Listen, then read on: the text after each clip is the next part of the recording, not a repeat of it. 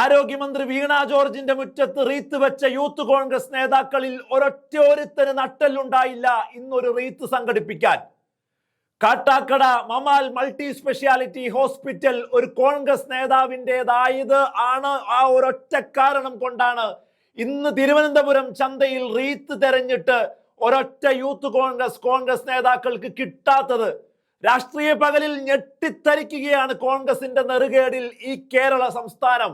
നോക്കൂ നിങ്ങൾ, കഴിഞ്ഞ ദിവസം ആരോഗ്യമന്ത്രിയെ മുൾമുനയിൽ നിർത്തിയ കോൺഗ്രസ് കൂട്ടങ്ങൾ ഇന്ന് മമാൽ മൾട്ടി സ്പെഷ്യാലിറ്റി ഹോസ്പിറ്റലിൽ ഒരു പിഞ്ചു കുഞ്ഞാണ് ചികിത്സാ പിഴവ് കൊണ്ട് മരിച്ചത്.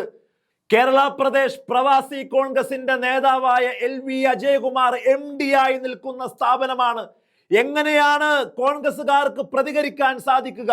റീത്ത് വെച്ച ആ സ്ഥാപനത്തെ പൂട്ടിക്കാൻ ശ്രമിക്കുക. ഒരു മിനിറ്റെങ്കിലും അവിടെ ഒരു ആൾക്കൂട്ടം ഉണ്ടാക്കാൻ കഴിയാത്തത് എന്തുകൊണ്ടാണ്? ജീവിതമല്ല നിങ്ങളുടെ പ്രശ്നം, യഥാർത്ഥ പ്രശ്നങ്ങളല്ല നിങ്ങളുടെ പ്രതിസന്ധി. നിങ്ങൾ രാഷ്ട്രീയ പകപോക്കൽ മാത്രമാണ് കേരളത്തിൽ ചെയ്യുന്നത് എന്നുള്ളത് മാത്രമാണ് കോൺഗ്രസ് ഇന്ന് ഇത്രമേൽ തറപറ്റി കിടക്കാൻ ഈ സംസ്ഥാനത്ത് കാരണം.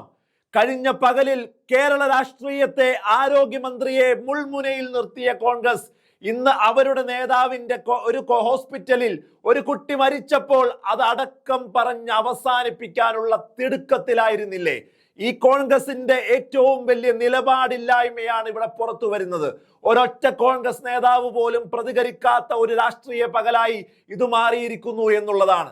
24 മണിക്കൂറിന്റെ വ്യത്യാസത്തിലാണ് ആരോഗ്യമന്ത്രിയെ റീത്ത് വെച്ച യൂത്ത് കോൺഗ്രസ് ഇന്ന് പിന്നോട്ട് വലിഞ്ഞ് നിശബ്ദതയുടെ പരകോടിയിലേക്ക് കടന്നുപോയതെന്നും രാഷ്ട്രീയ കേരളം ചേർത്ത് വായിക്കും.